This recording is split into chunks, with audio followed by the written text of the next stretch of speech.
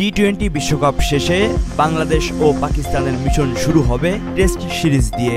আগামী মাসে পাকিস্তানে অনুষ্ঠিত হবে বাংলাদেশ পাকিস্তানের 2 ম্যাচের টেস্ট সিরিজের আগেই দায়িত্ব বুঝে নিয়েছেন পাকিস্তানের নতুন টেস্ট কোচ সাবেক পেসার জেসন গিলেস্পি। কোচ হিসেবে তার প্রথম আন্তর্জাতিক অ্যাসাইনমেন্ট হতে যাচ্ছে বাংলাদেশের বিপক্ষে 2 ম্যাচের টেস্ট সিরিজ।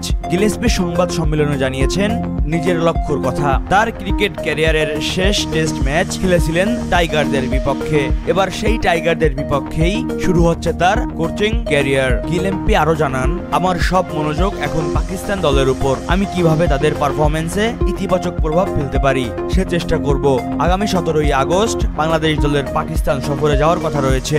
এরপর সেখানে 21শে আগস্ট রাওয়ালপিন্ডিতে শুরু হবে প্রথম টেস্ট এবং দ্বিতীয় টেস্ট শুরু হবে 30শে আগস্ট করাচিতে। মহিবুল্লাহ নাহিন, প্রহর 24।